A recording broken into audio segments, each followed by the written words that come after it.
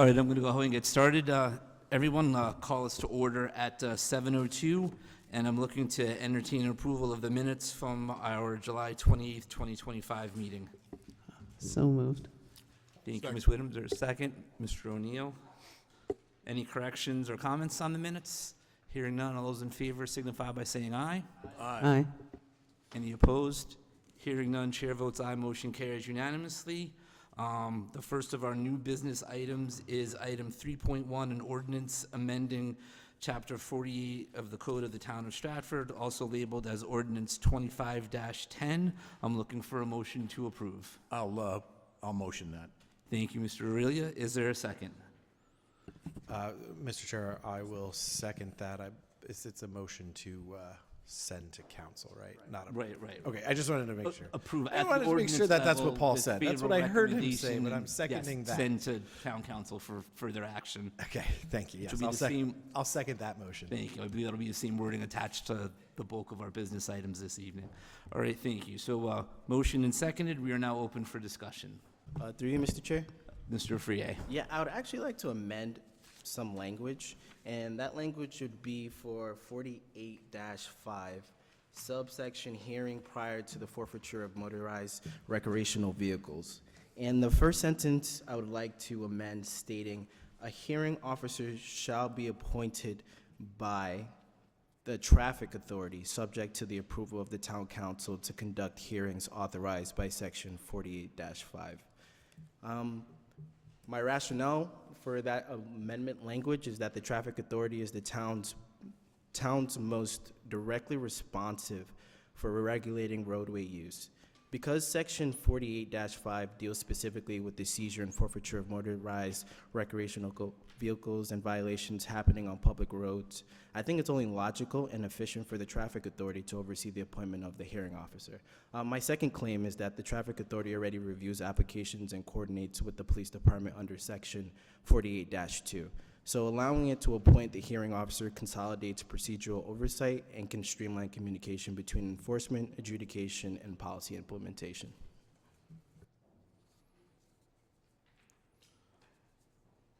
Okay, so you're basically just looking to remove the two words, the mayor, and input traffic authority in its place? Yep. And I'd like to second that. Okay, Town Attorney Flork, is the traffic authority in a position to be able to play that role? I don't think so. I think the traffic authority has very limited authority, and it's mostly in a recommendatory nature. I think that if you're going to use this in the citation, tie it into the citation procedure, it's really the mayor that should be the one to appoint the hearing officers. Through you, Mr. Chair.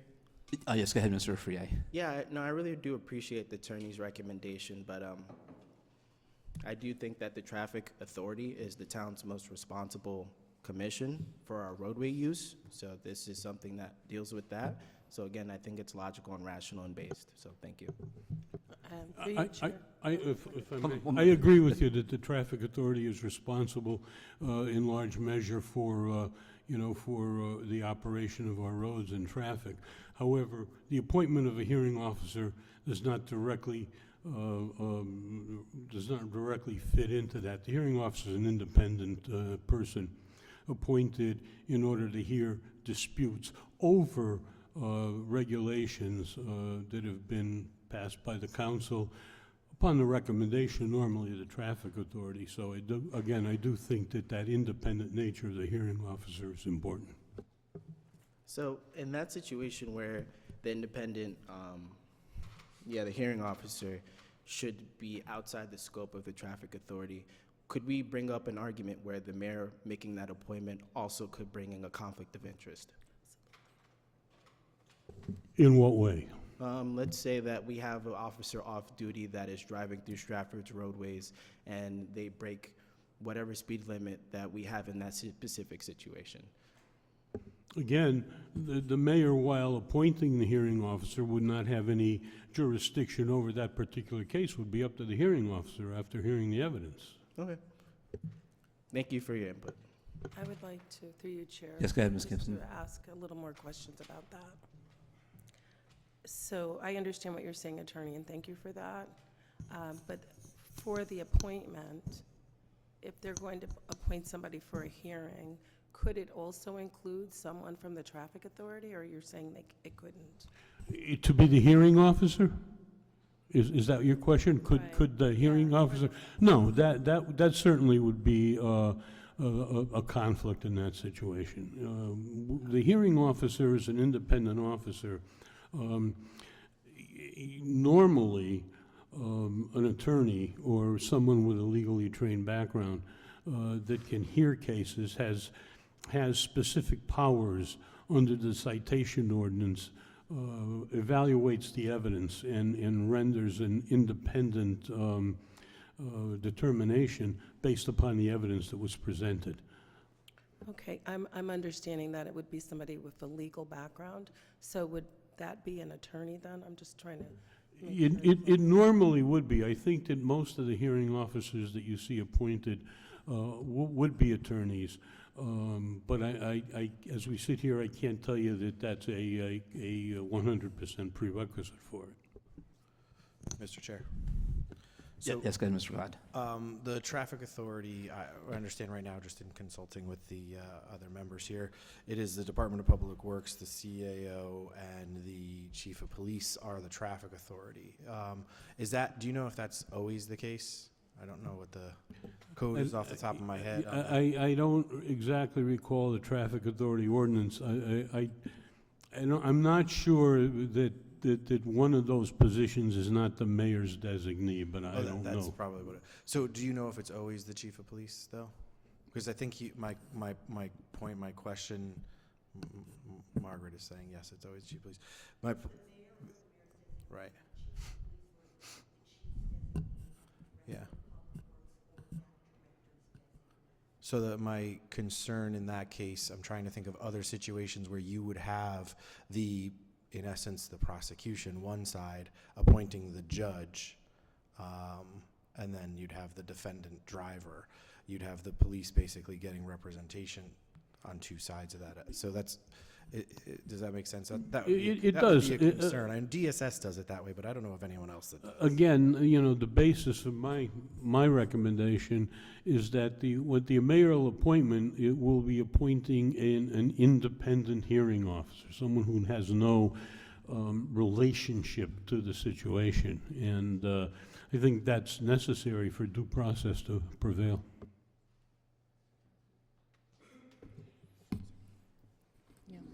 Go ahead, Ms. Through you, Sheik. Mr. Chairman. Thank you. Thank you for clarifying to our attorney, and I appreciate the questions. I hear what Councilman Afrey is offering as an amendment. However, just for my understanding, this hearing officer is specific to this particular issue, which is dealing with the street takeovers. Well, Is this hearing officer being appointed to the larger body, which is the traffic authority, for all hearings and citations? no. The hearing officer that the mayor appoints pursuant to this particular ordinance, it deals with the street takeovers, indeed, but also, don't forget, street takeovers were added fairly late in the game to this ordinance. The basic ordinance dealt with the prohibition of motorized recreational vehicles upon public roads. So the hearing officer would also deal with that issue. Thank you for clarifying. So if that's the case, you said that you couldn't cite any other municipalities that were operating, and I don't know the answer to that. I'm just asking a general question. I don't know the answer to that either. Okay.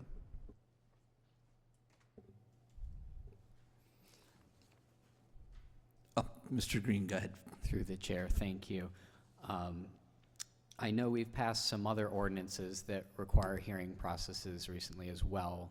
The traffic cameras perhaps this is another question for the attorney, do we have a standardized body for those hearings and for those appeals as well, or are we creating separate positions and separate bodies for each of these? The intent is to administer most of these ordinances through the citation process.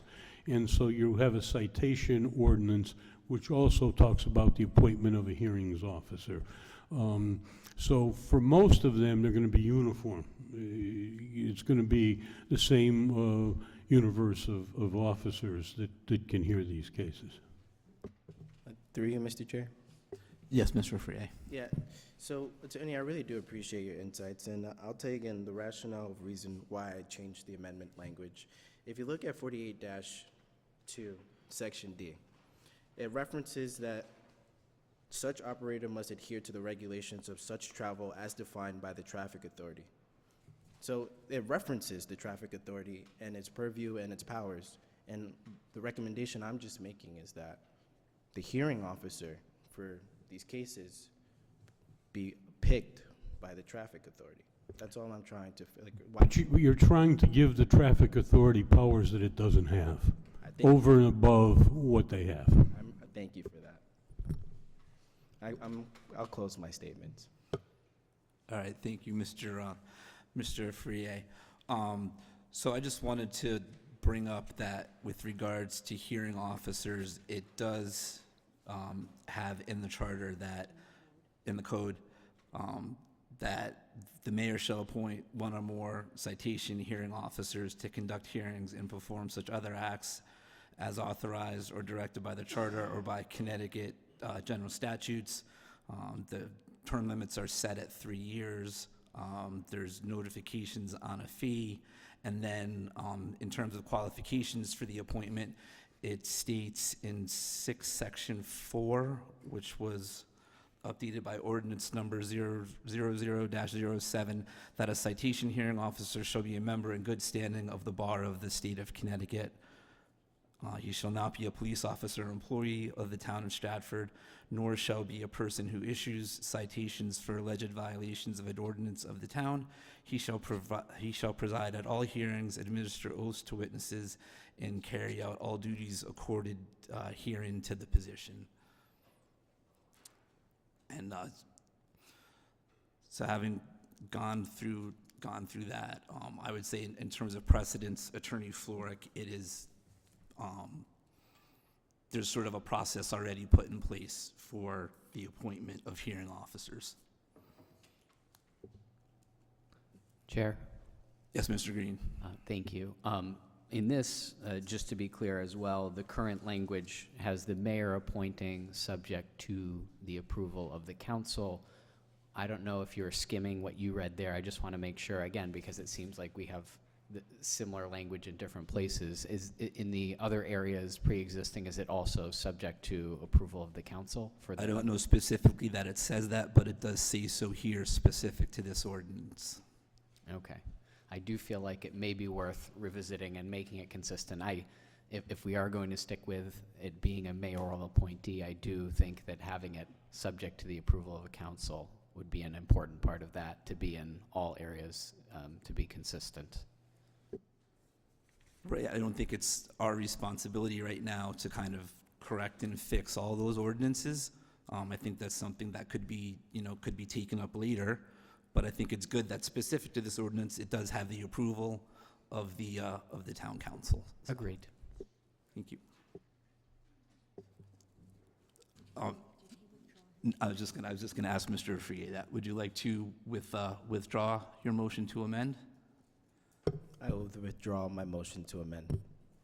And Ms. Gibson, withdraw your second? Okay, thank you. So we're now continuing with discussion for this ordinance as presented. Okay, seeing no further discussion or commentary, I will call us to a vote on this item, and I believe we're going by a roll call, or no? Okay, all those in favor signify by saying aye. Aye. Any opposed? Hearing none, chair votes aye, motion carries unanimously. That brings us to item 3.2, which is an ordinance regarding veterans tax relief. Mr. Chairman, I'd like to move that. Thank you, Mr. Aurelia. Is there a second by Mr. Ladd? Mr. Chair, I will second the ordinance as well. Okay, we are now open for discussion on this item. Through you, Mr. Chair. Yes, Mr. Frier. Yeah, I did have questions when we first talked about this at the town council, and I was told that we had some department staff that might be able to talk about some of the applications that were deemed ineligible. Is the tax assessor here by any chance? I believe that she is going to kindly step forward.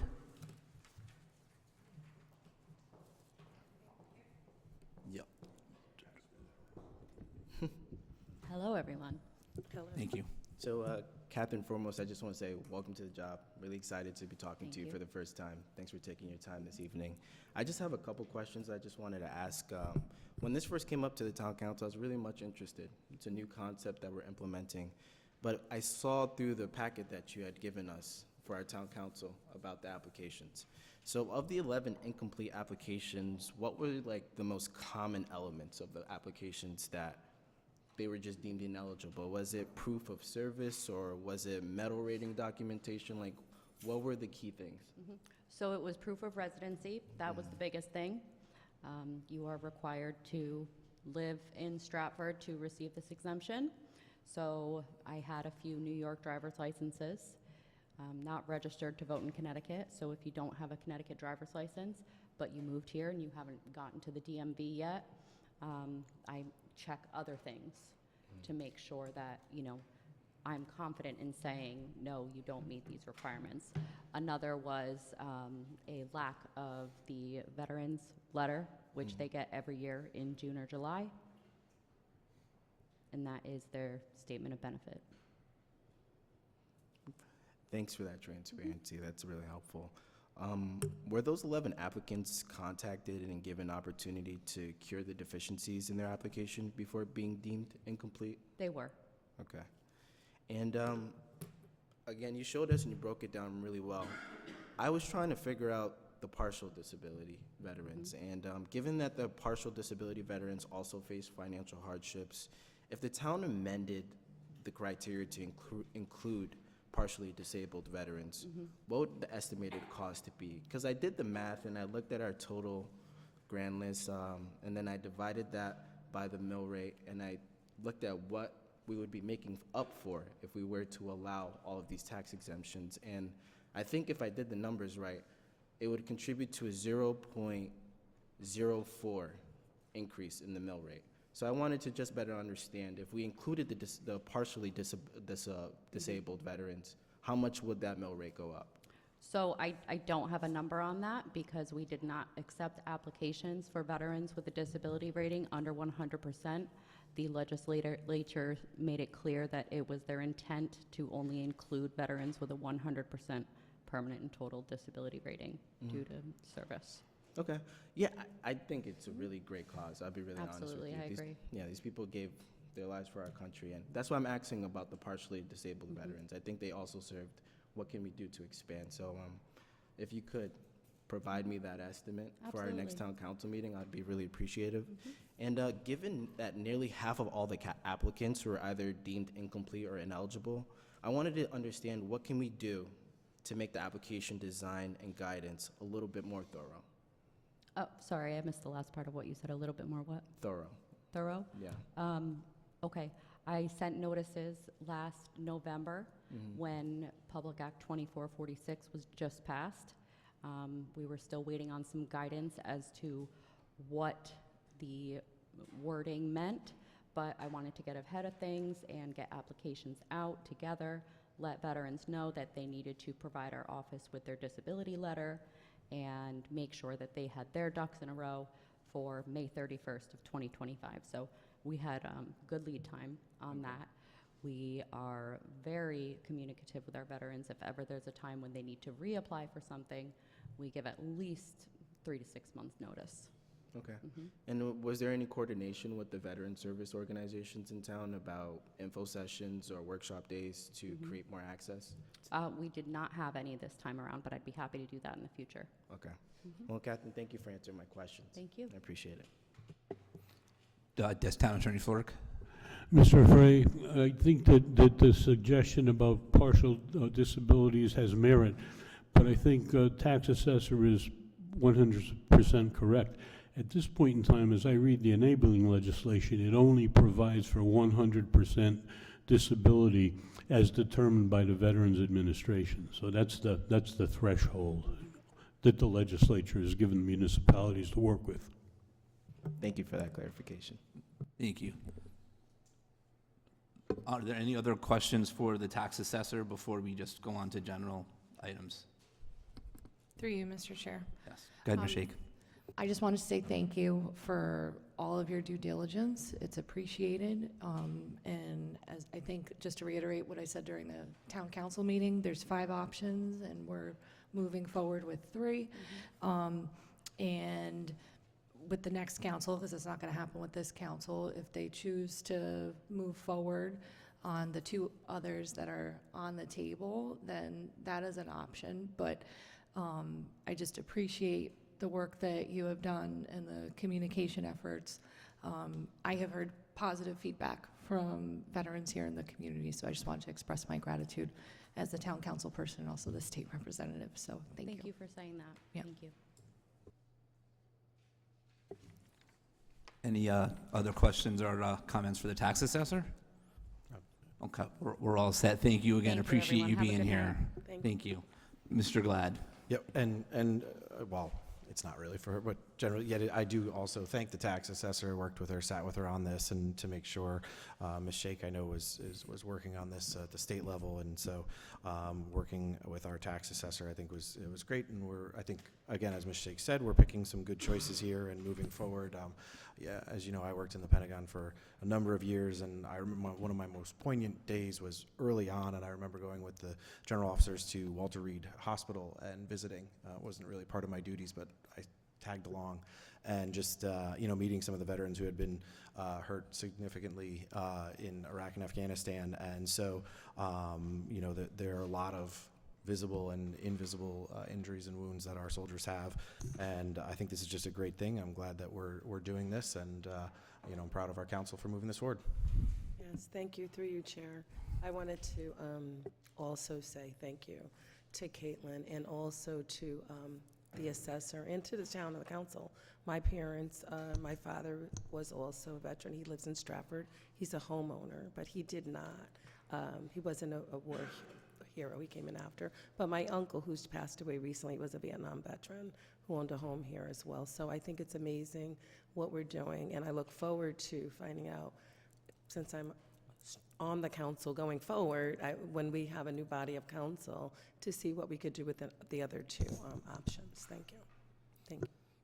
Thank you, Ms. Gibson. Are there any other comments, questions? I'll also kind of follow up with some of the sentiments that have been expressed by my fellow ordinance committee members up here. I am a son of a veteran. My father did 2 full tours over in Vietnam, was exposed to Agent Orange. He's very extensively getting treatment done in Florida at the VA and in Tampa, and to be able to be working with you all, being part of doing something like this close to home, it's really a great thing. Thank you for your help up in Hartford. State Representative Shake, again, continued thanks to the tax assessor. We're looking forward to working with you going out into the future. That having been said, all those in favor signify by saying aye. Aye. I'm almost half jokingly going to call for opposition, but anyone opposed? Okay, hearing none, chair votes aye, motion carries unanimously. And we're going to be now moving on to our next item, which is 3.3, an ordinance is going to entertain a motion to send to council with our favorable recommendation, an ordinance establishing a procedure for the installation of artistic community crosswalks in the town of Stratford, and this is under ordinance item number 25-12. Mr. O'Neill? Mr. Chairman, I move that we accept this ordinance. Mr. O'Connor, I see you're Mr. Chair, I second. Okay, thank you very much. We have a motion been made and seconded. We are now open for discussion. Again, on this item. Mr. Chairman, if I may, again, the motion is to move it to the council with a favorable recommendation. Correct, from this body to that body. Through you, Mr. Chair. Yes, Mr. Frier? Yeah, no, I'm actually really excited about this. Generally glad that Stratford's taking this step. This ordinance reflects a creative and community-oriented approach to improving our public spaces, and we're signaling that our streets can both be functional and expressive.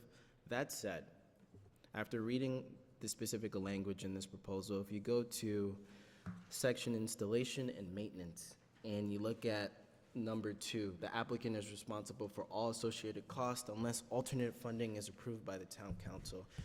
Not every neighborhood group has the resources or the design capacity, so I just wanted to talk about how we could explore whether the town council or the Arts Commission in the future could provide technical assistance or modest funding to help smaller or less resource organizations participate in this program.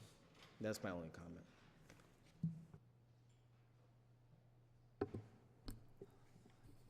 Through you, Good, Mr. Ms. Sheik? Um, Are you addressing what Mr. Frier? Yes. Is that, okay, thank you. Thank you. Continue. With Councilman Afrier's comments and due diligence again, of looking through all of the language with the installation and maintenance.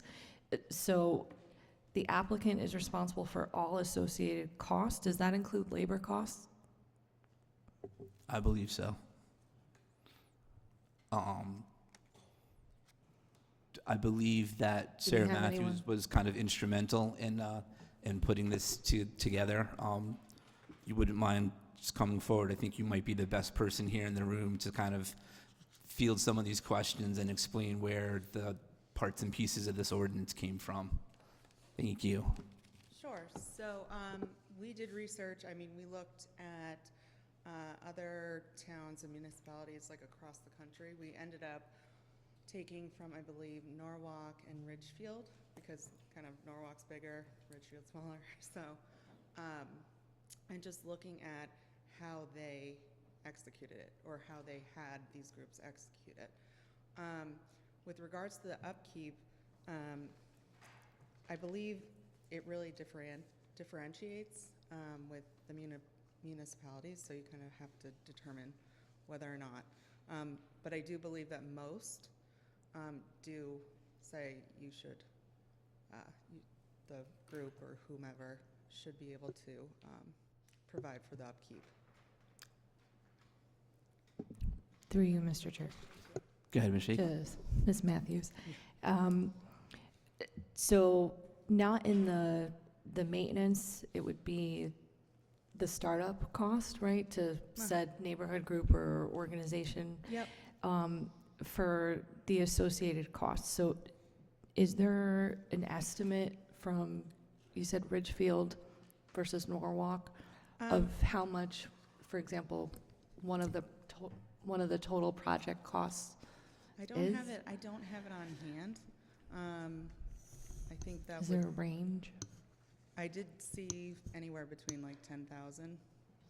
I do believe there was also like you need to have at least 5,000, and then insurance liability as well. So. Oop. And the organization is responsible for Yeah. securing the insurance policy? Yes. Okay. And in Norwalk or Ridgefield, with this ordinance, if it moves forward, it says that unless alternate funding is approved by the council. So in those said municipalities, did the town or city help subsidize? Because that's what that means, right? Right. Said So- projects? Okay, so Norwalk, I also want to say Ridgefield, but also we looked at Madison too. My apologies, like thoroughly. Could you repeat what? In 3 other municipalities, Yeah. Madison, Norwalk, or All of them. Ridgefield, with the cost that's incurred by the said organization, but it gives the Authority. option of the said municipal to help subsidize part of that cost. Do you? Yes. Is So, it I a mean, percentage of the In project? some municipalities, you can have that option. Okay. So if an organization does not have the funding, if they haven't been able to raise the funds Yep. in order to do the project, are they automatically rejected? I don't believe so. I believe you have a certain amount of time And I believe that you would need to, I would say do the fundraising beforehand. But if you cannot, and if you start the application early, again, I believe also this goes towards what you decide, whether or not they can apply and go through the process beforehand, before they fully can prove that they have the funding. And through you, Mr. Chair, to Sarah, or whoever can answer this, with the labor costs, because would these municipal projects be automatically working with DPW, or would they be working with a private organization? A lot of them do have where they have volunteers and things like that, but also they do work with Public Works. So that was actually one of my questions too, which you all would want to figure out, Okay. which is the best way to go.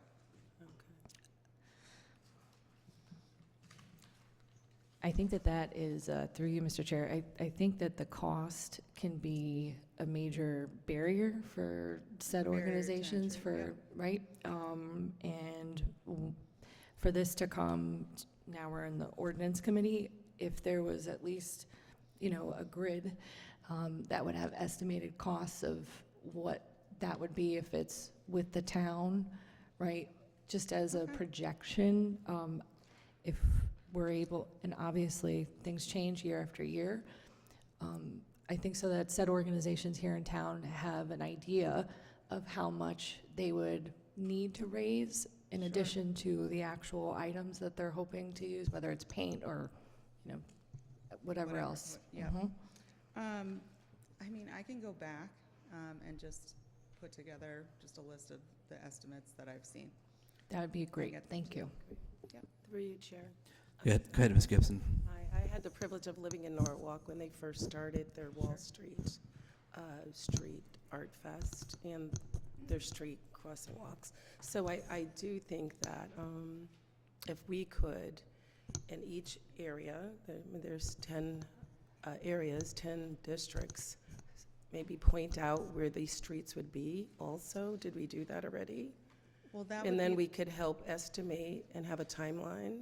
that would be part of the traffic authority. Excuse me? That would be part of the traffic But authorities. before we did this ordinance and approved it, could we have that? Or, I don't want to not approve it, but I think we have to have some restrictions and also have some understanding for each organization. And then it shouldn't just be for people who can't afford it. You know what I mean? Like, I feel like we should designate and, help out. So if we can figure out a limitation and a grid on how much it costs, and the only way we could really do that is to identify what streets we're going to use. Well, Thank there, you.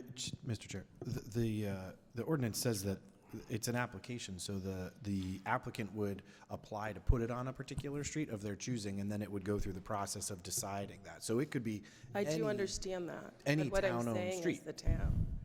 Perhaps we just so you wanna coordinate a little bit of designate- structure. you want to So, because designate? in Norwalk, it's not any other, you just can't do any street. You know what I'm saying? They have specific areas. So Well- I think that could be something we could consider. Mr. Chairman, Yes, go ahead, Mr. O'Neill.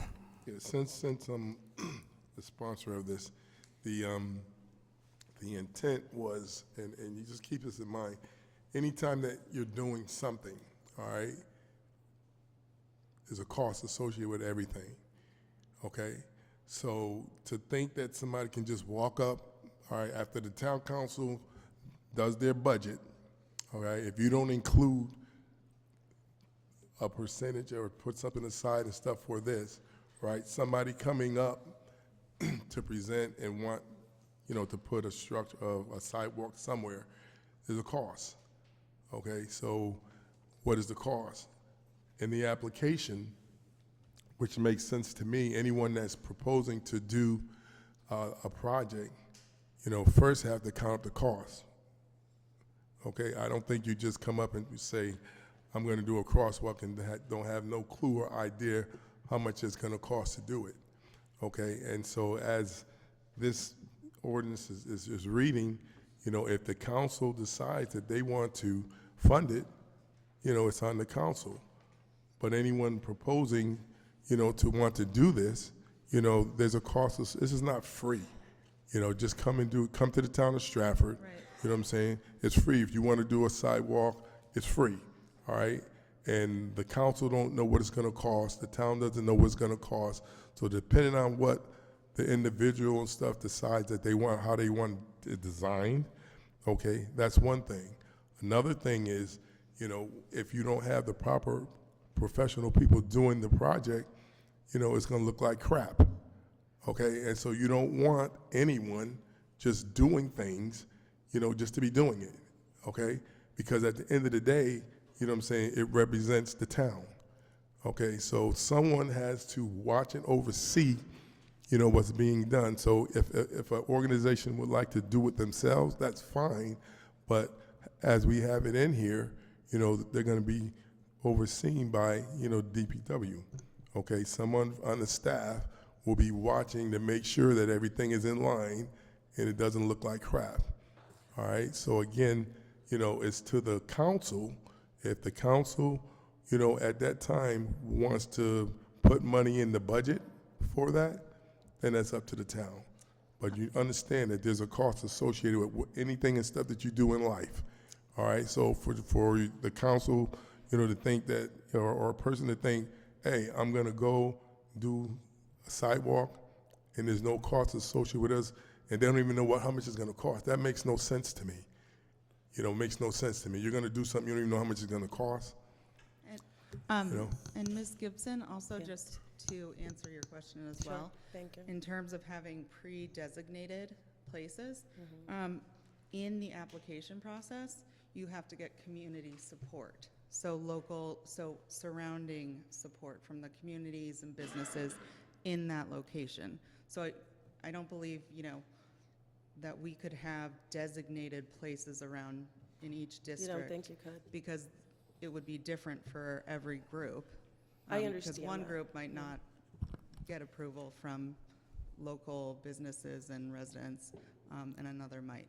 Just Right. food for thought. Thank you for that. I understood Yeah. that, and it's the same in Norwalk, but they still have it in the same place. And I don't think, and maybe what we're doing is slightly different, but even in Milford, did you try Milford to see what they're doing? She checked a couple other places. I can check on. They're just Milford's. close by, but they do a lot of things with their street as well, so. And I think over where they do their green and they have their art festival, they Yeah. do some decorating on the street. Right, but it Yes. doesn't last as long as, Norwalk's crosswalk itself, but Right. for the art festival, that's more, Right. it's for the Well, festival. I'm just suggesting that. If you don't think it's going to work, fine, but I would think that people in the same community frequenting a certain street, whether it's Barnum Avenue or, Main Street up north or wherever, I would think that if you're in that community, but I'm just hoping that that would be more helpful to budget it. But I guess each time it comes up, we would just, look at the budget each time. Through you, Mr. Chair. If you don't mind, Mr. Free, just kind of give me 1 second here. So if you look in the ordinance, there is a whole application process, and in it, there's about 7 or 8 things that each application must include.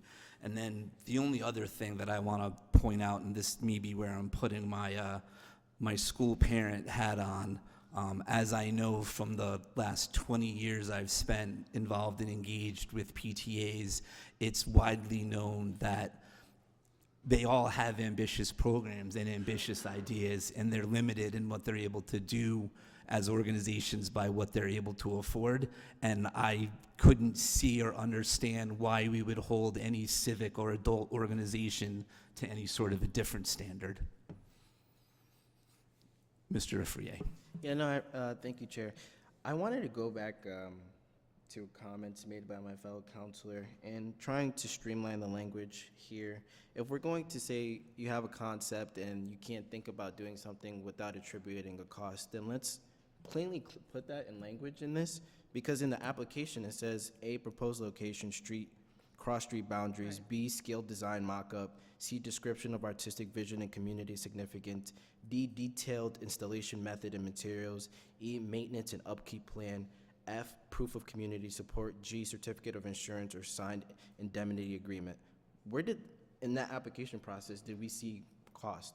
So how would someone that's applying know how to attribute cost to this whole, if we're saying D is cost, if we're saying E is cost, why don't we just make that clear language? And again, going back to cost, the first language in the purpose section, the purpose of this ordinance is to provide a formal process for community organizations to apply for the installation of artistic community crosswalks in Stratford, ensuring that installations are safe, inclusive.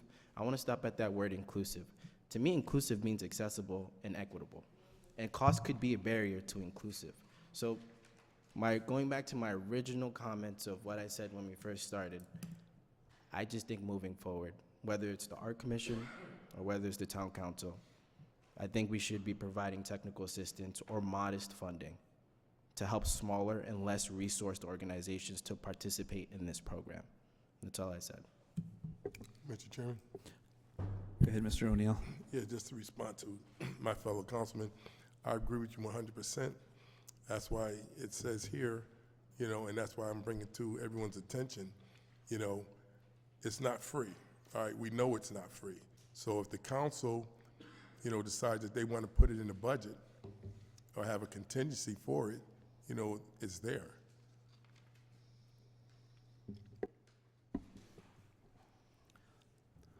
Ms. Whittam? So this ordinance does say the applicant is responsible for all associated costs. If installation and maintenance, and maybe that should be in the application. But I also feel in a town where we're so stretched and $100,000 makes a difference to a Board of Ed, that if we had 10 of these in town and we had to fund that as a council or, you know, as a town approved by the council, that's $100,000. Right. And I'd rather spend it on education or other things than sidewalks. Mr. Green? Thank you for being patient. I appreciate it. That's the one thing I love about this council. We all give each other time to be heard. When it comes to the 3 towns that we looked at, Sarah, you mentioned kind of this was an amalgamation of those ones. Is there anywhere sort of supporting document explaining where the variances in those 3 models were and why you chose specific I mean, options for this? I can provide everything that we looked at by putting it on, then putting it all together, sort of to make it so that then it would go out to the committees and commissions for them to review. This is just Well, I know it's already come through in there. I guess I was wondering if there's a summary. A couple areas where I'm most curious, I guess, about Sure. which model we went with. One is on the funding. Norwalk, you said, was it Ridgefield and Guilford? Madison, I want to say. So, I was just looking at it, but yeah. With Norwalk, is the funding all on the organizations? I believe so. Okay. Yeah. With I all do. 3, is this funding structure the same? Yes, it should be. Yep. So all of them are putting it on Yeah. the organizations They're able to with discretion do for the council if they want. groundswell and, yep, Okay. and support. The other 2 areas, one is the restriction against any text. So you would have to look, where are you looking right now? I was looking at Limitations and artwork guidelines? shall not, yeah, I think this is limitations and guidelines, right? So that, I mean, that's pretty basic and standard, because it goes into, if you look at the MUTCD, which is basically what the government says, like, you can do and cannot do for roads. They have specifics where there's no language, so basically distractions. Okay. So so that is also standard restriction, that this is only colors on a I've seen crosswalk, that in, no I've text. seen that in most of them, yeah. Okay.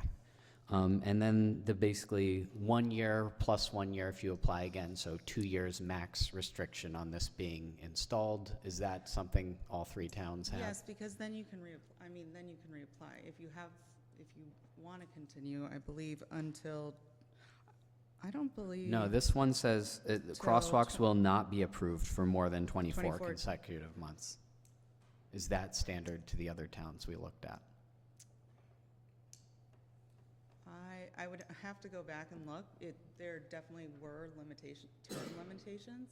To me, I mean, having them reapply over a certain interim, I don't understand why it would be capped if the organization can fund it and if there's approval.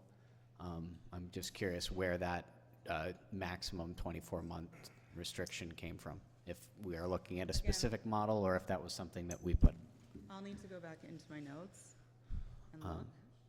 I mean, I think also that comes with the notion that, an organization can come, they can say we have a groundswell and we have so much funding, right? And then they come in, they do it, they keep it up for 2 years, and then it trickles off. that's covered. To your point, Yeah. Chair, sorry. To your point, Chair, it's kind of like with PTAs when we have these like great ideas, like having flower gardens and all that stuff or whatever, and you get all of the funding, you get all the support, and then a few years down the road, it's gone. Or it's, basically overgrown weeds, so. I appreciate that and I agree with you. We don't want to see that. I do think that section installation and maintenance, the third section, where it indicates again that the approved artwork must be maintained in good condition. If the artwork fades, peels, or becomes hazardous, the town may remove it or request maintenance by the applicant. And the fact that they are the ones responsible for the funding, and if we have regular reapproval, I do not see a need for the 24-month restriction. So I'd like to propose an amendment. That amendment being that we strike the sentence, the crosswalks may not be approved for more than 24 consecutive months. I would replace it with after the initial 12-month renewal, that we'd go to, I think, a 2-year renewal interval after that. I don't think it needs to be every year, but I mean, if they're funding it, if the committee agrees, I don't think there's a need to cap a crosswalk. I'll second that. Okay, so a motion's been made and seconded on the last line, changing the 24 to 36 consecutive months. Removing the restriction that it may not be approved for 24 months, replacing it with, so this basically says they can seek approval for one 12-month renewal at the request of the applicant within 60 days of the anniversary of its installment. And basically I'd replace that with, after that initial renewal, after those first 2 years, at that point, they would be seeking renewal every 2 years. If they have the funding, if they apply, they can get it. If they keep it up for 2 one-year terms and they still apply and are approved, they should be able to get it reapproved every 2 years indefinitely.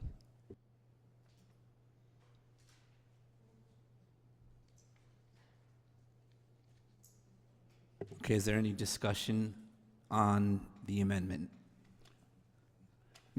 I just have one comment, Mr. Chairman.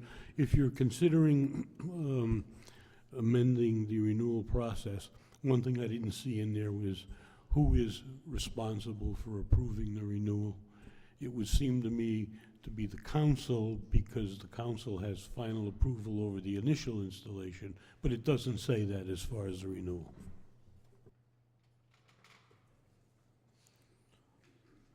So your recommendation would be to add in a sentence as well that Yes. the council also must Yes. approve? I'm fine with that. Mr. Chair, is there any, other towns have this 2-year, no more than 24 consecutive months, and do we know the reason why that's in there like that? I believe it's for the reason of, making sure that it doesn't get lost in the fray and go into, and then the town is responsible for it. Okay. I also, when this all came up about 1.5 years, 2 years ago, went online and really researched this across the country, not just, I did see Norwalk and Stamford, I think, as well. Yep. And there was a lot of safety issues, and that's why you can't use certain colors like yellow and red and And the logos and the logos, Yeah. and that all makes sense to me. So I'm not against this at all. I don't think that this should come out of the town budget at all, unless there's some special extra money somewhere, that we can, use for it. I just think if a certain group wants to do that, that's great, but then they need to pay for it. Through you, Mr. Chairman. Just One a second, Ms. Shake. point of I just order. If want to see if there's going to be a second to, Oh, I thought someone already did.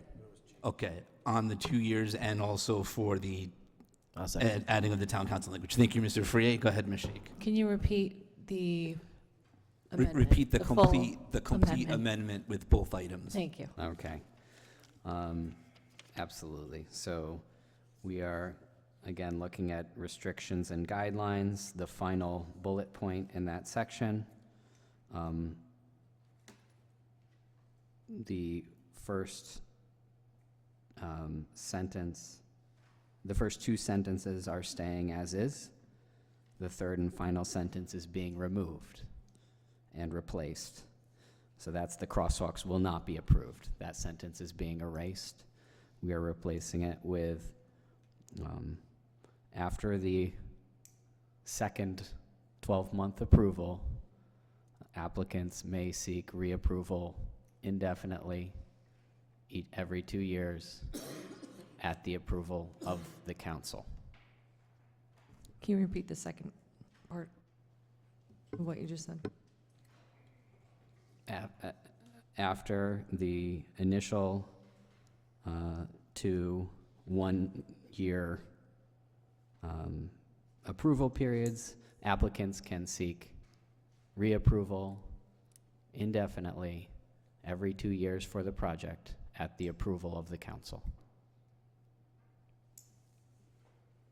Sarah? So, just so we're clear, so that would mean that the limitations and guidelines, it would still have to adhere to them? I'm just wondering, because if it goes up for approval to the council, for example, if there's an infrastructure project within the next following 2 years. So I just want to make sure it's all clarified. I guess, that is in theory something here that would be in the way. I guess at least having the ability to approve every 2 years would let you look at that and figure out how the council wants to handle that. Sure, I just wanted to, It's a good question, but I think that having that 2-year interval is enough to catch those things, and hopefully, I think the future councils could handle that, but fair point. Okay, if there's no other questions, this is on the amendment, Mr. O'Neill, or just, hold on, Town Attorney Florek. Yes, I think, Mr. Green, I think you want to relate that approval of the council not only to the 2-year extension, but to the initial 1-year extension. So basically, okay, so in the second sentence, so everything else I said stands previously about replacing that third sentence.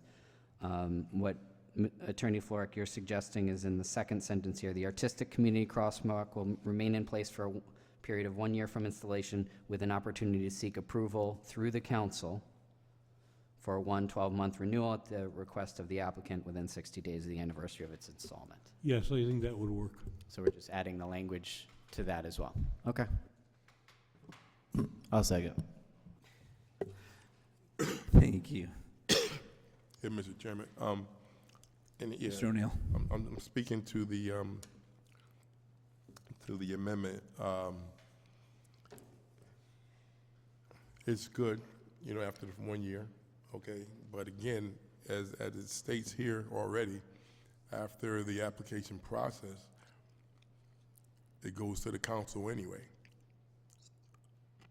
So the council approves, other than the 1 year that you're proposing, you know what I'm saying, it says right here already that, you know, after the application is, you know, approved, that it goes to the council for final approval. So if there's any questions or anything that the council wanted to do at that point, you know, it's already imperative of them to do that. I think Attorney Floric was just adding a couple extra language to make sure that's extra clear. I was just doing what he was recommending with that. Okay, so are we now, let's vote on the amendment. All those in favor signify by saying aye. Any opposed? Hearing none, chair votes aye. The amended language carries unanimously. Any other, Mr. Afriyie? Through you, Mr. Chair, I'd also like to propose an amendment for the application process section, specifically point 3, the application must include, and I'd like to combine articles, combine Articles D, detailed installation method and materials, and Article E, maintenance and upkeep plan. And I'd like to add the language of provide a cost estimate for installation method and materials and maintenance and upkeep plan. I second that. Okay, so motion been made in second to combine D and E and then for providing separate costs for each of the two items. With it combined into one article, just putting cost estimate in that one sentence. So yes. Okay. Mr. Chairman? 1 second. So motion's been made and seconded. Go ahead, Ms. Whittam. So just curious why we need those cost estimates if the applicant is paying for all the costs. So in the application process, the applicant would then be notified upon initial interest of doing this project, what the cost would be. Because if we were to wait for installation and maintenance, and then the applicant is told about the cost, it's just not the streamline of information. If we tell them upfront, while you're going through this whole procurement process to do this project, that you come up with us and tell us how much it costs, it saves everybody a bunch of time. Through you, Chair, that's why I second it. Oh. It makes sense to me to include that. No, excellent. Based on complexity of designs, amount of colors, Right. costs could vary widely. Yeah, So the is this the the maintenance is so important. I think I was speaking, so is this the cost, the applicant's gonna give us the cost? Yes, But they're not gonna know because there's certain paints you have to use, if it's being supervised by a contractor or the Department of Public Works, how many hours that is, how are they going to know? I see it being as similar to any kind of a land use application. You're required to kind of get familiar with going into the world that you're going into when you apply. I don't see how this would be any different than applying for a land use permit, a zoning permit, a variance. But those numbers you need because they affect, your property and the taxes and all that. We're not paying for all of this, so why do we need that? To me, I think it would make sense. It would show the seriousness of the applicant if they were aware of their costs. Again, going back to the PTA example, PTAs don't schedule trips or start fundraising for events or programs without knowing the cost of what they're getting involved in. Okay, I just don't see the point, but okay. Mr. Chairman? Yes, Mr. O'Neill. Yeah, so it would be very embarrassing, okay, for you to approve, for an applicant to come to do the project and they have no clue on how much it costs, and then they're approved, and then they begin to do the work and find like, oh, shoot, I didn't know this was gonna cost this much, and then they're not gonna be able to do it. So to me, it makes sense, that they do their homework, and bring an estimate from either someone that's gonna be doing the work, or because I'm saying there was an option as well that the DPW could do the work, if the person wasn't skilled enough to do it. So they would have to get a cost for the DPW and stuff to do the work. And so they just have to do their homework. That's, makes sense to me. That's it. No, I feel a little bit like we've kind of taken this ordinance out of order. We sort of started in the middle and we've worked out to the two ends. If you kind of read through the subheadings, it has purpose definitions, application process, review and approval, installation and maintenance, and then limitations and guidelines. So it's kind of like an organization probably could apply with a rough order of magnitude cost, and then while going through review and approval and interacting with traffic authority, public works, or office of plan and zoning, they might become informed of cheaper or more economical or get some value engineering options for what they've proposed to do. So I don't see in any way how any of the modifications we've already made or proposed are at all adversely affecting the overall process as you go through each step. Mr. Green. Thank you, Chair. This amendment to me to bring, if the cost is going to be on them, that front and center, I think makes sense. And my hope would be that, especially if this becomes something that's done in multiple sites across town, that the town can be a resource to those people, that they'll start this application, they'll look at that, and they may not be sure what the cost is, and hopefully we can give them, some resources back to how other projects have looked at it. And even if it is an estimate that may go up or down, depending as they go through, at least starting from some awareness of the cost and understanding that that's going to be involved, I think it's fair advertising. So, thank you. Okay, if there's, sorry, Ms. Sheik, go ahead. Thank you on the amendment. Correct. Thank you. To Councilwoman Whittam's comment, my understanding is the amendment that Councilman, did we start with the Frié? Okay, at this point, with Councilman Frié of changing the language so that it would, in the application process, include the cost estimate does not I did not interpret what he was saying, that it would be a cost to the town, just an estimate so that the said organization would be able to then understand how much money as a startup they would have to raise. But the language before that in this full ordinance, if we pass it, it gives the option for the council to fund. It doesn't say how much, but the primary group or said organization will be responsible. So it's not taking funding away from any other essential services. I don't believe that was the intention at all from Councilman Afree. Thank you. Okay, if there's no other questions or comments, I'll call for a vote on the second amendment to the ordinance. All in favor signify by saying aye. Aye. Any opposed? Hearing none, chair votes aye. The second amendment carries unanimously. We're now back to discussion and/or action on the overall ordinance. Okay, Ms. Sheik. Thank you. I would, just a general comment, I think because this has taken so long to have such an in-depth conversation, and there were so many questions because that's the process and the contributions from said council people, and I appreciate our attorney and Ms. Matthews' information.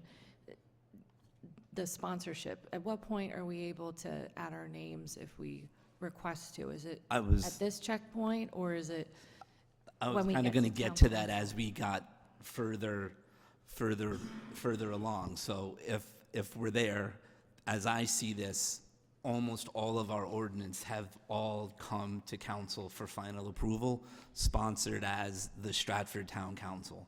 And so the way I look at this, unless someone wants to opt out, this is also going to go, as sponsored by the full town council. And just to add to that, one of the first times that this topic was brought up for discussion, and it's in meeting minutes, was at a July 1st, 2024 Public Works Committee meeting. So, and I know it's then been, Alvin O'Neill was a central figure in getting it before the council, but it's now gone through a myriad of committees, and I feel as though this item, probably more so than many others, really belongs to all 10 of us. Mr. O'Neill. Yeah, Mr. Chairman, as you were on councils before, you know the process. So if there's a sponsor, okay, it's asked to the sponsor, will they allow everyone to be on there, which I would do, okay? So it's not your right to say what you just said. You know, it's come through me. So as the ordinance committee here is a committee of the town council, this could still get further modified at the town council meeting. We're simply a conduit right now of this ordinance and this piece of business and this legislation. So I'm merely looking to have this go onto the town council agenda in the same manner as all of our other ordinances. Again, if you're asking me to allow this to be the council, I will. Thank you, Mr. O'Neill. I appreciate that. All right, all in favor signify by saying aye. Aye. Aye. Any opposition? Hearing none, chair votes aye, motion carries unanimously. That brings us to item 3.4, an ordinance establishing a building needs commission. Mr. O'Neill. Mr. Chairman, I move that we send this ordinance, approve it, and send it to council with favorable recommendation. Thank you. Is there a second? I'll second it. Ms. Gibson, thank you. We are now open for discussion on item 3.4. Through you, Mr. Chair. Mr. Afriye. Yeah, so honestly, my question is, where in the charter is the need established for a standing management commission over building projects rather than a project-specific building committee? I just want to see where in the charter it says that this could happen. I can ask to Town Attorney Florek, but I don't believe it kind of clarifies. And I think as a matter of practice, what Stratford has done is it's had this building needs committee to avoid having to create separate committees for every school project, for every project attached to an RDA grant, for every project that may or may not be attached to a CHAFA program or CHAFA process. And so maybe Town Attorney Florek can weigh in on it, but it's just been the town's practice to have the Building Needs Committee and have them gain experience, work together, and sort of monitor the town's real estate portfolio on both the municipal and educational side. Town Attorney Florek. Yes, I agree, Mr. Chairman. You won't find the Building Needs Committee in the charter anywhere. Right. There's no requirement for it. Right. Historically, the council has found it conducive to its operation to form a Building Needs Committee to look at these projects in their initial stage and make recommendations to send it to the council. In fact, in bygone years, there used to be more than one building needs committee. There was general, there was a school, I think there was a third one, which I just can't remember which one. And at some point in time, some council decided to streamline it and put it all through the building needs committee. So there is no charter requirement. It's simply a way that historically the council has done business to make it a more efficient operation. Thank you so much for answering my question that it's not in the charter.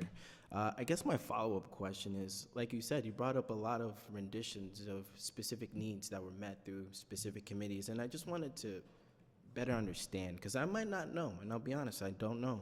What decisions would this potential body make that our professional staff and full council and, again, building committees already making, and why consolidate them under a mayoral appointed board as well? Well, it gives obviously some opportunity for insight into people other than the administration that's in office at that time, the council, and even people who are not on the council, members of the electorate. And so while the Building Needs Committee in and of itself has no authority, no decision-making authority, it sifts out the facts, it looks at things, and it makes a recommendation to the body, the council, that has the authority to deal with these things. Yeah, Attorney Flirk, I really do appreciate that. When you mentioned council, I'm just thinking about like the technical stuff, and I've looked back at my town budget, and I looked at commissions that had other duties and delegations, and I think about the fiscal note that was attached to them when we go past the budget, and I didn't get that for this specific commission if we were to establish that. So I'm actually going to make, I guess I'm going to do a point of order, and I'm going to move to table this specific item. And the reason why I would like to table this is because this ordinance establishes a body with operational reach, yet does not include transparency provisions and no fiscal note, and the record is incomplete for an informed vote. We appropriate many town agencies and commissions which this ordinance seeks to establish but fails to detail their funding need. And I, again, don't know what I don't know, but we should not legislate first, then retrofit guardrails later. I would like to, through you, Chair, to second that, because I agree in regards to some of the projects coming up. I think that we should learn a little bit more about, it's being said that there's no power in the building commission, but I feel like there's a possibility that it's influenced. So I think we should set it aside and put it to the table another time. Okay, so before we call for a vote on this, I just want to get a couple of points kind of out there on the record. I believe when our town council session ends, as the ordinance committee is of the town council committee, anything that's tabled or lies on our agenda is kind of, it dies, it gets scrubbed away, it gets purged when the new council gets sworn in. And the other thing I want to bring up, sort of dovetailing off of that, is that commissions, I'm assuming by ordinance and charter definition, they kind of survive that bridge period where you have a new council that's just been formed, but the committees haven't been established yet.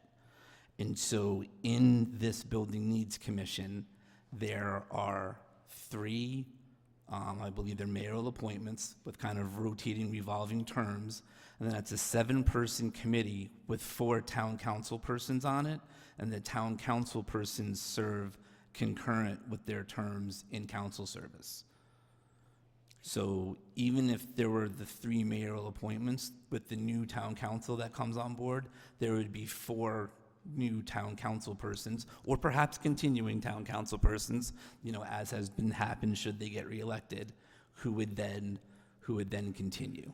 So for me, the main kind of purpose for me and having this go as a commission, as I was saying, is to bridge that gap. I understand that, through your chair.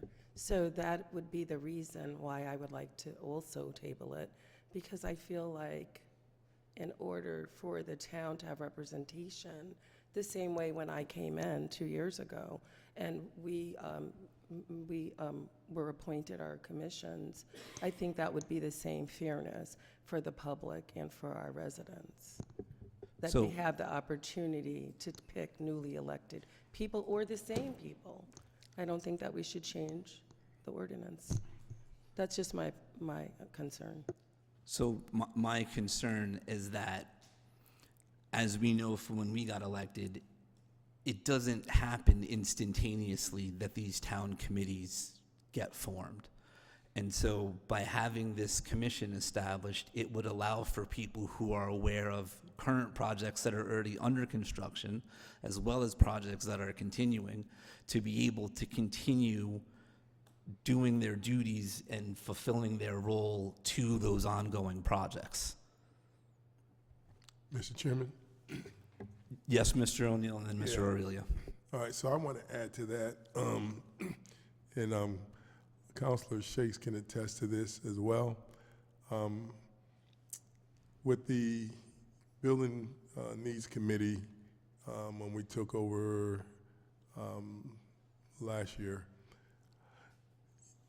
according to what the rules are, according to our secretary, Margaret, said that the business of the committees die with that council. And so it was hard. I'm just telling you, it was hard for me to get information, you know, that we got now on the Building Needs Committee, and there were some things and stuff that, if Ms. Shakes, would remember that, I guess when she was on the council previously, before the previous election, that, things came out that she didn't know, okay, and so, well, did you know that there was $17 million and stuff up at the state?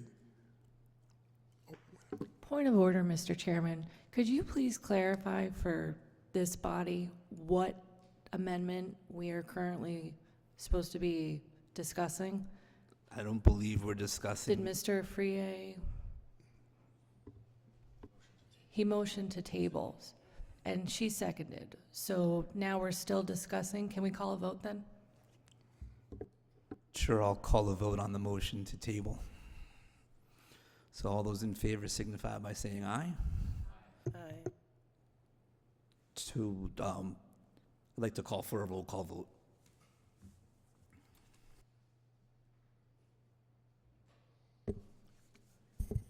Mr. O'Connor, No. Mr. Green, Yes. Mr. O'Neill, No. Ms. Gibson, Yes. Mr. Frier, Ms. Whittam, No. Ms. Shake, Yes. Mr. Glad, No. Mr. Aurelia, No. Chairman Llewellyn. No. 4 to 6, it fails. Okay, so the motion to table fails 6-4, and we're now open for discussion on the ordinance. Through you, Mr. Chairman. Hold on a second, I did acknowledge Mr. Aurelia before, so I'll have him go first, then Ms. Sheik, then Mr. Glad. All right, Mr. Chairman, to your comments, I'm in favor of this, and the reason is for continuity, projects, bridging the gap. I think it's a smart idea to do that. I can understand why some people would want it otherwise, but I just think for some of the complexity and length of these projects, it makes sense to have some carryover people on the commission that can kind of educate the incoming council members. Again, I just think it makes good business sense. That's me. Thank you, Mr. Aurelia. So I'm going to go next to Ms. Sheik, then to Mr. Glad, then to Mr. Afriye. Thank you, Mr. Chairman. After 6 years of serving on the town council, I can tell you after 3 terms that there are continued mayoral appointees to the said Building Needs Committee. And Mr. Chair, if you would disagree, I don't think that you would.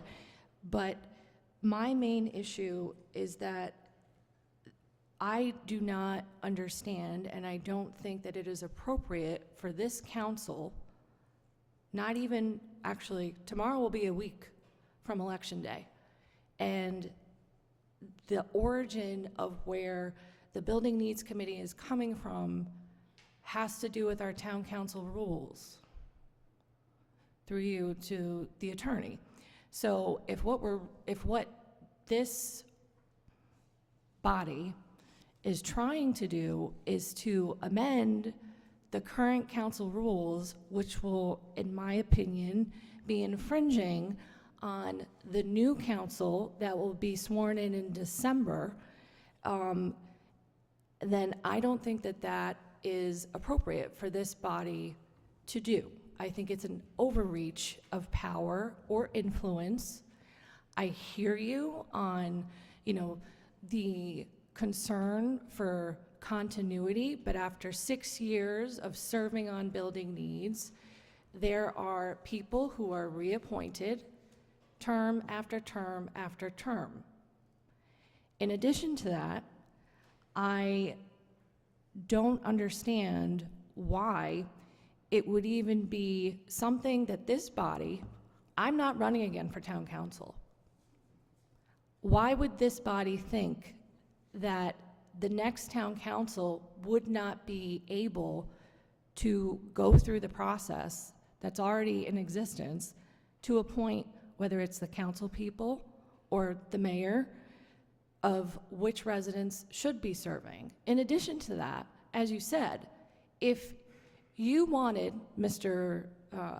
O'Neill to call a special meeting before December 8th, you have the authority to do that. Just a reminder of the rules. So if there is outstanding projects, anything that needs to be approved, that is possible, and you have the authority to do that. If you choose not to, then that is your choice.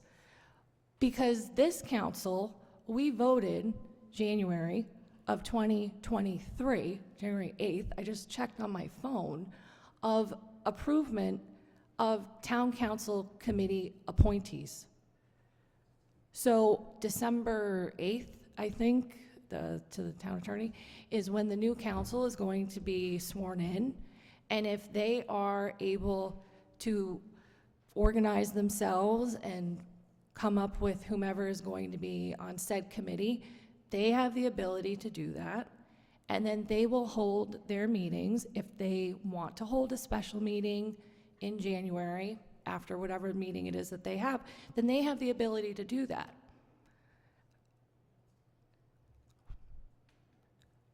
I'm sorry, Margot, did you have a comment?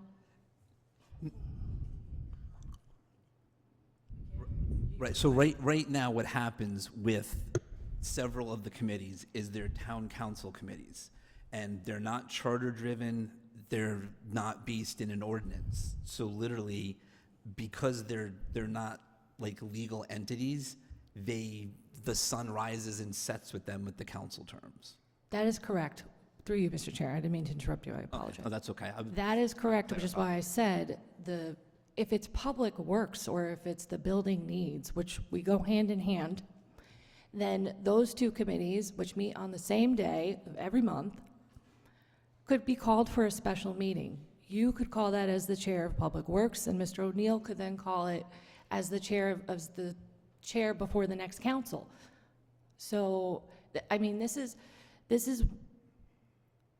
I'm coming off as if this is something that is upsetting me, because it is. I don't think that it is appropriate for this body or some other body, a future council, to be changing the rules a week before Election Day. Through you, Chair. Hold on, I want to just cycle through the other persons first. So Mr. Glad and then Mr. Afriye. Just to that point, we're not changing our rules. This would be to create an ordinance that would go into existence and live on past this council. It has nothing to do with our rules in general. And this, our ordinances take effect 30 days after approval, so that would be in December that this would take effect.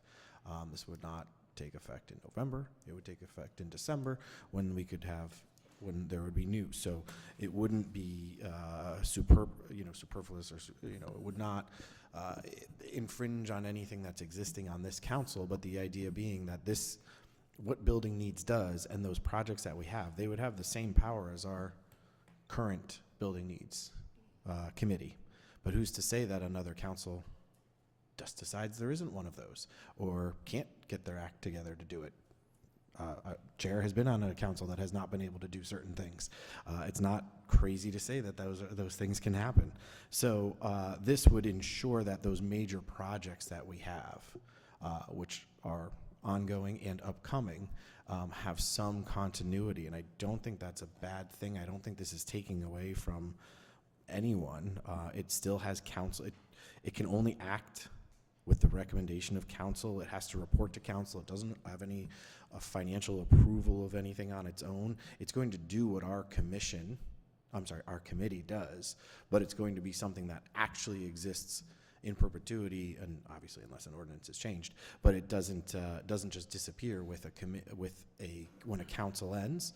So I don't see that this is a major concern. It's really what we have, and we have commissions. There are plenty of commissions that exist out there that last, because they last longer than councils. They're not related to the council. Obviously, this will have council, the majority of the members will be council members. So I think it makes sense to have some continuity on these major projects coming up, rather than risk not approving something and upsetting the state and losing funding or creating an issue. So before going to Mr. Afriye, I also want everybody to be comfortable in the fact that there is somewhat of a precedence for what we're doing. Prior to 2023, the Beautification Commission was a beautification committee.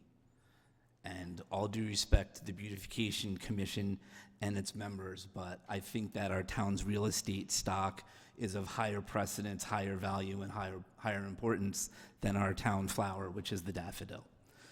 Mr. Raffier. Thank you for that anecdote. That was a great anecdote. Foremost, I just want to say thank you to my fellow town councilors for indulging the conversation. My motion to table this is based in my straightforward questioning to Attorney Floric. Is this in the town charter? No. What decisions does this body make that our professional staff or full council doesn't already make? Does the same thing that the Buildings Committee already does. So I also wanted to bring up, if you go to section 512, powers and duties, the commission shall, Article B, create subcommittees of less than full membership of the commission to act as building committees in connection with the implementation of individual building projects. The mayor may appoint other individuals as members of any such subcommittees. Can you explain that to me? Actually, I can fairly clearly and thoroughly explain that.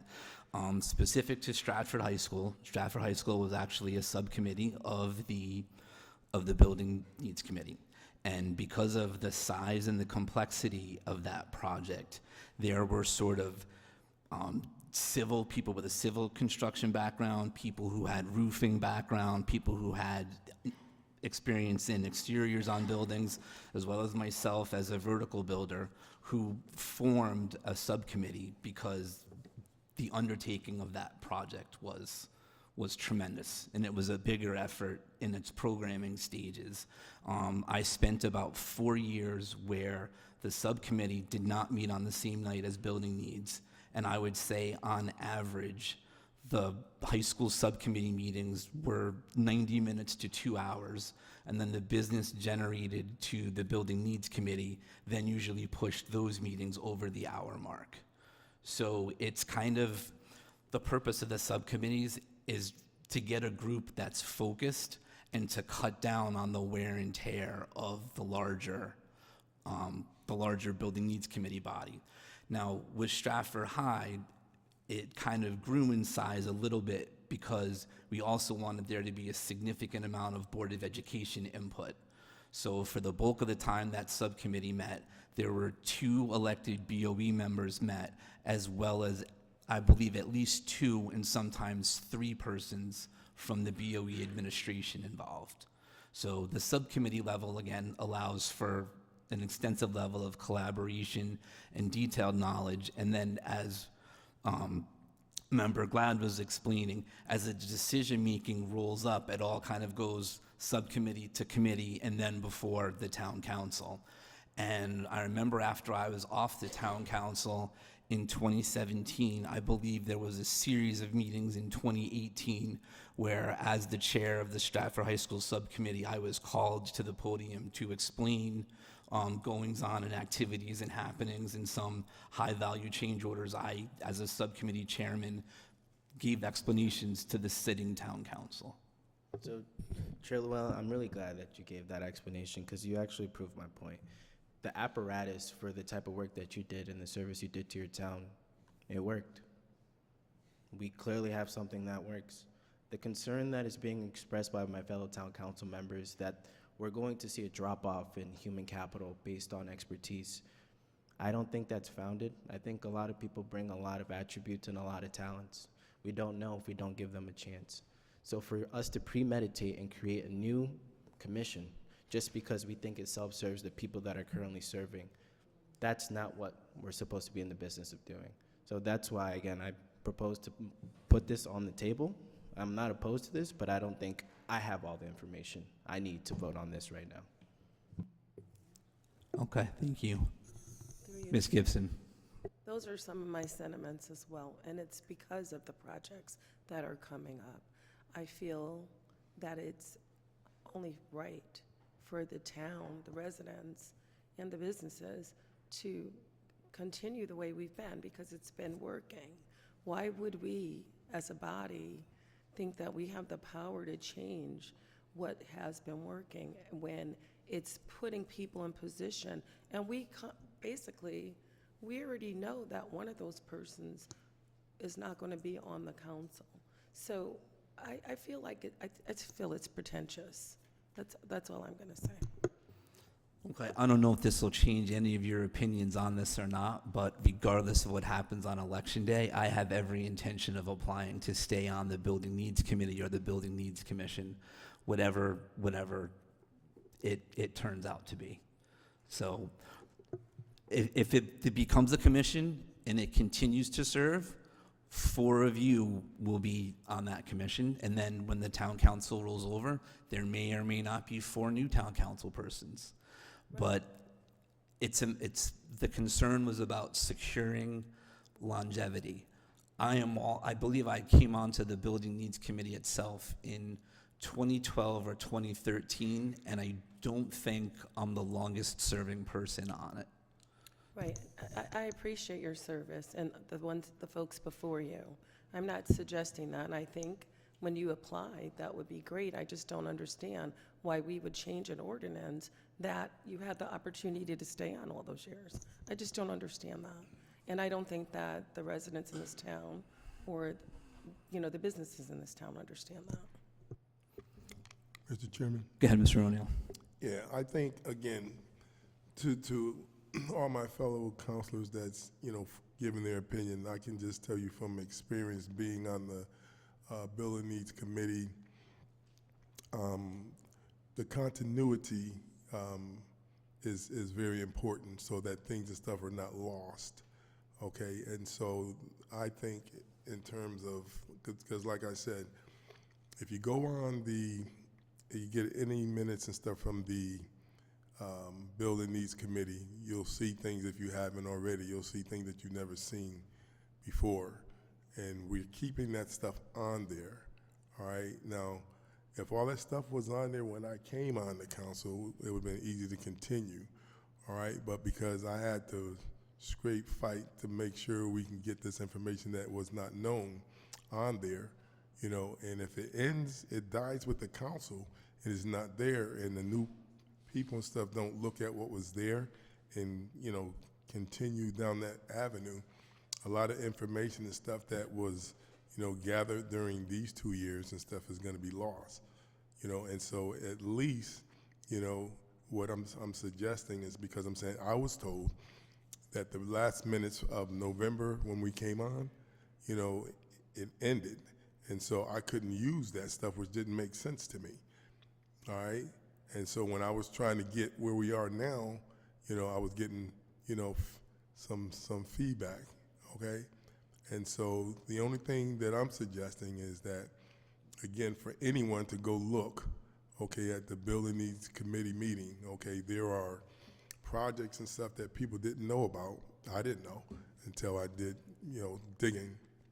So there's projects and stuff that the town was doing. The right hand didn't know what the left hand was doing. The Board of Ed was not talking with the town and vice versa.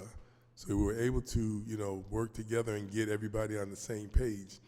And as a result of that, you can go and look at the Building Needs meeting and you'll see the list of items. There was like 33 items and stuff that was out there up at the state, for the town to be reimbursed dollars. Okay, now nobody knew nothing about that and didn't know how much. Okay, so we got it to the point now where there was 33 items on there. There's about 17, 16 items now that's there. Okay, and so what happens is, as the town got paid money, we took those items off the agenda. So those items and stuff remain there, so anyone can take and look at it and say, oh, the state still owes the town, money for these projects. Okay, so that's what I'm saying. I'm just saying in terms of just keeping things out in front of everyone so everybody can see it. And like I said, so it was us saying until the town gets paid, those items will stay on the agenda, okay, so that when you look at it, you say, oh, what happened with this project? Did we get paid yet? If it's still there, we didn't get paid, all right? So it's just trying to keep the continuity from, to continue versus it ending when the council ends.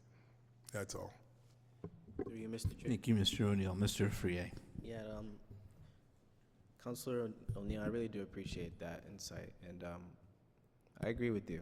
Continuity matters. For this specific instance, you talked about your lived experience being the chair of the Building Needs Committee and the lack of information that was passed on from council to council. For me, this proposal of establishing a Building Needs Commission is a solution that is being proposed to amend this problem, but for me, it's more of a archival, more of a secretary transitioning paperwork of past previous instances and renditions of the Building Needs Committee to the next generation, and that's an easier lift than us creating something brand new. Again, I'm not opposed. I just want more information. I asked to table it. I didn't ask to kill. I just asked to table it. That doesn't mean I personally don't want to come back to this later, but I just want more information before I was going to vote for approval tonight. Through you, Mr. Chair. Go ahead, Ms. Sheikh. Thank you. Through you to the town attorney. So our town council rules, section 8, for this current body, the council shall appoint the following committees: building needs, which we have done. We did that in January of 2023. Okay. So now, if some of us are trying to amend, to convert said town council committee, which is being overseen by the rules that this body approved in January of 2023, is this the appropriate process of amending the town council rules? Because that's what we're doing right now. That's my first question, if you could answer that. Yes, I think that what's happening here is that the council is exercising its jurisdiction in considering an ordinance, and that ordinance will create a body, and it's clear that the council has that authority to do so pursuant to the charter. So the fact that right now you're operating under the council rules of order and someone is proposing that you formalize that by way of a commission in an ordinance form, I don't see that as being inappropriate to the council activity. Thank you for your opinion. I appreciate that. Through you, Mr. Chairman, to the town attorney, do you agree that the pursuit of what some of the council members are trying to do, of converting a said town council committee on Monday, October 27th, almost a week out before Election Day, is appropriate for this body to do, versus the incoming council who will have the authority to make said changes?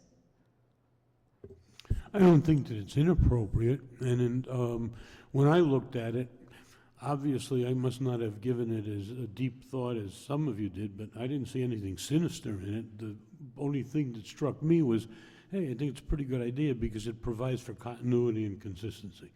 On that level, that's the way I was looking at it. So I don't think it's inappropriate, even at this late hour, for this council to consider doing something like this.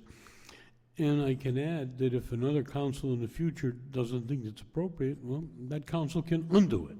So, thank you for your opinion. I appreciate that. But what I heard from some of my fellow council members is that they think that it's possible that the next council is not going to be orderly, that they're not going to be organized, and that they're not going to be capable of being able to go through the process as the 10 of us have done or did in the past to be able to function. And that concerns me, because some of you will be here and some of you will not be here. And if you are not going to be, if the said, through you, Mr. Chairman, to the town attorney, if sitting council members are going to be applying for this said commission in the future, for which the next council is, should they recuse themselves from voting on this because they're voting for something that they're hoping to apply? I mean, we heard that. no, I don't think that's necessary either. I don't think there's any conflict of interest.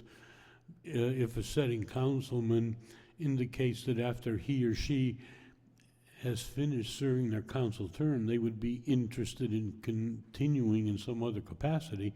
They still have to be, appointed at that point in time. I don't think there's a conflict of interest in them evincing some type of interest in continuing in the job. So. Thank you for your opinion. I don't agree with everything that you said, but that's okay. I think then my final comment is to the general public that our duties are here when we are elected. Our duties are not here if we are not elected. So again, I would just stress that this council is entertaining the idea of changing the composition of the authority of what the town council can have a direct impact on versus what we can't. It's being able to have the town council come up with the 4 elected council people to sit on said committee versus whoever the chairperson is going to be for the council versus the mayor having that authority. And that is where there's a line in the sand for me, and I would hope for the majority of you to understand that that poses the potential risk of having a larger gap of the community at large being able to have faith in the people who are governing and representing them.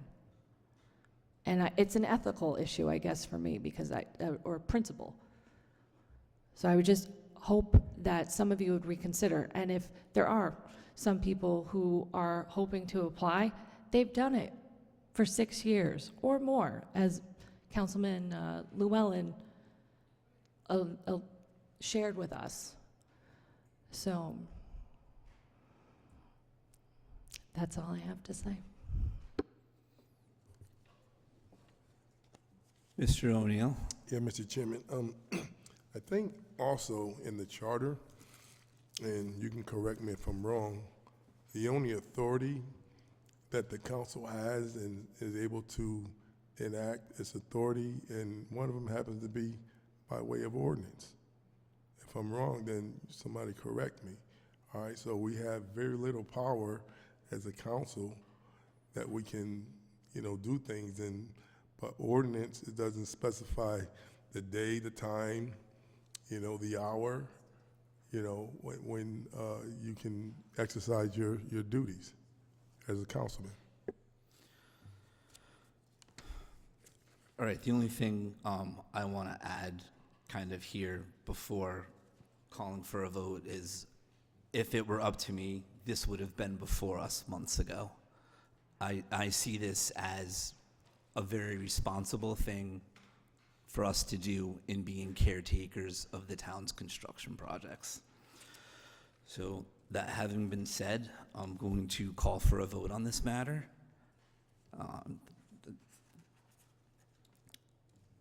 Do we have a requirement for roll call? Yes, to refer this to the town council with favorable recommendation from the ordinance committee of the town council. So all those in favor signify by saying aye. Any opposed? Opposed. So Mr. Green, Ms. Gibson, Ms. Shake, Mr. Afriyie opposed, and chair votes aye. So it will pass 6-4. That brings us to item 4, which is our motion to adjourn. I'll make that motion. Thank you, Ms. I'll Whittam. second. Thank you, Mr. O'Connor. All in favor signify by saying aye. Aye. Chair votes aye, and we are off the clock at 8:45.